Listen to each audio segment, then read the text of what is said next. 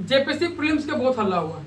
अब देखिएगा कि अभी जेपीएससी प्रीलिम्स से पहले बहुत सारा यूट्यूबर लोग, बहुत सारा टीचर लोग हल्ला कर रहा था, मेरा ही से क्वेश्चन आएगा, मेरा ही से क्वेश्चन आएगा।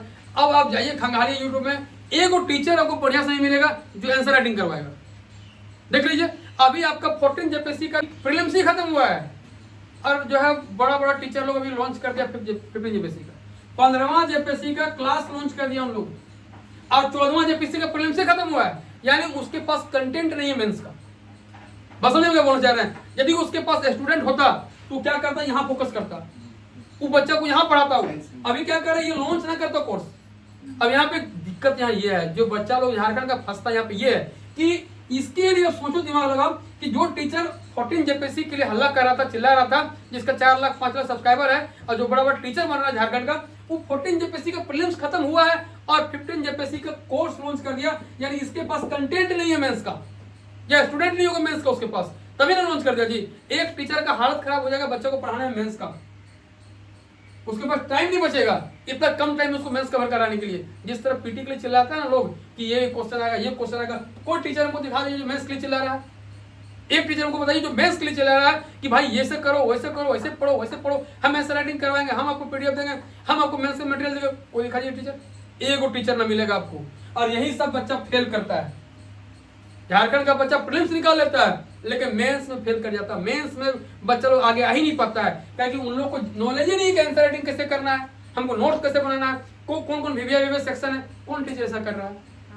कोई नहीं कर रहा है, कोई भी नहीं कर रहा है। अब देखिए ना बड़ा बड़ा टीचर लोग को देखिए, आप अभी कोर्स लॉन्च कर देगा, काम खत्म हो गया। लेकिन हम लोग ऐसा नहीं करेंगे, हम लोग काम करेंगे 14 जेपीएससी में। 15 अभी आएगा तो आएगा, देखा जाएगा। लेकिन फिलहाल हम लोग काम करेंगे, किसमें काम करेंगे? 14 जेपीएससी में काम करेंगे।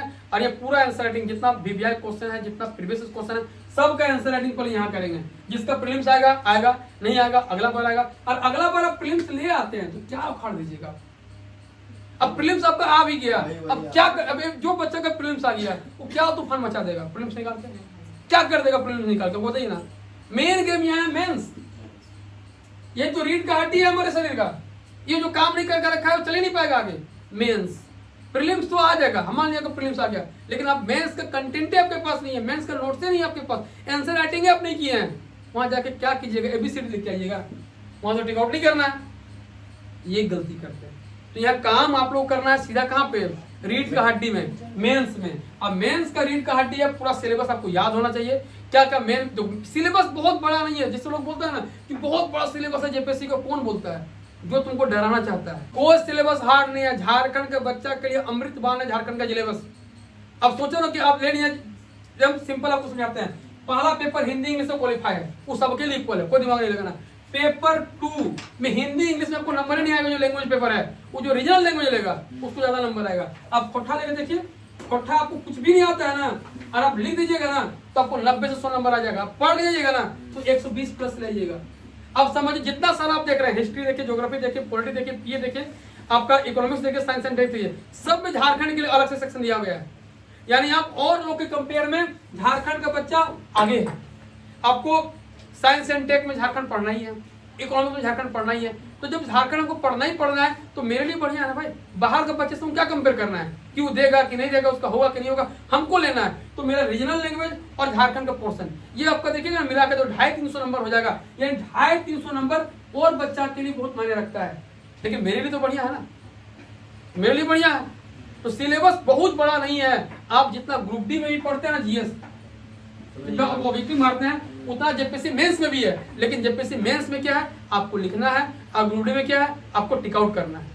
बस यहाँ प्रॉब्लम ये है, आप लोग यहाँ लिखने का प्रैक्टिस नहीं करते हैं। झारखंड का बच्चा जिस दिन लिखना शुरू कर देगा ना, उस दिन वो हीरो बन जाएगा। उस दिन कोई बाहर का आदमी अधिकारी नहीं बनेगा, बनेगा यहीं का बच्चा अधिकारी। लेकिन ये गलती क्या करता है, उसके पास कंटेंट नहीं है पहला। दूसरा है कि वो थोड़ा सा हार्डवर्क करना नहीं चाहता है, कि खुद का कंटेंट तैयार नहीं करना चाहता है। तीसरा क्या कि किसी पे डिपेंड रहता है, कोचिंग वाला पे, तो इस पे तो उस पे, और कोचिंग वाला के पास ही कंटेंट नहीं है, तो तुम कहाँ से करवा देगा वो तो अपना कोर्स बचने के चक्कर में है। तो थोड़ा समझना पड़ेगा चीज को। आप लोग अगला जो जेपीएससी आएगा, जो बच्चा नहीं दिया अभी से तैयार रहिए। और तैयार प्रीलिम्स के लिए बिल्कुल नहीं, किसके लिए, किसके लिए, मेंस के लिए। एकदम मेंस के लिए तैयार रहिए। अब मेंस का सिंपल सा चीज है कि मैं हनुमान चालीसा की तरह आपको पूरा सिलेबस याद होना चाहिए, कि कौन सिलेबस में कहाँ चीज कहाँ पे दिया है। आ गया सिंधु घाटी सभ्यता, तो आपको पता होना चाहिए कि सेक्शन ए में हिस्ट्री का है। आपको कहीं मिल गया कि पॉलिटी में 73वां 74वां अमेंडमेंट कहाँ दिया है, तो आपको पता होना चाहिए कि पॉलिटी में इस नंबर लाइन में दिया गया है।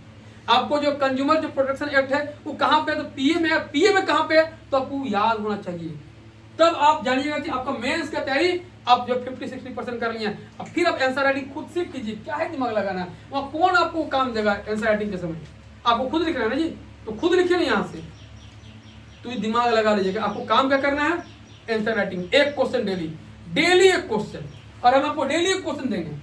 डेली एक ही क्वेश्चन करना है, ना 2 ना 3 ना 4, एक क्वेश्चन डेली। एग्जाम के टाइम में 4 क्वेश्चन डेली, एक क्वेश्चन डेली लिखना है। एकदम आंख बंद करके एक क्वेश्चन लिखिए, पूरा कंटेंट तैयार करके हम देंगे आप लोग को, पूरा मटेरियल हम देंगे आप लोग को। खाली आपको क्या करना है, कॉपी में छापना है।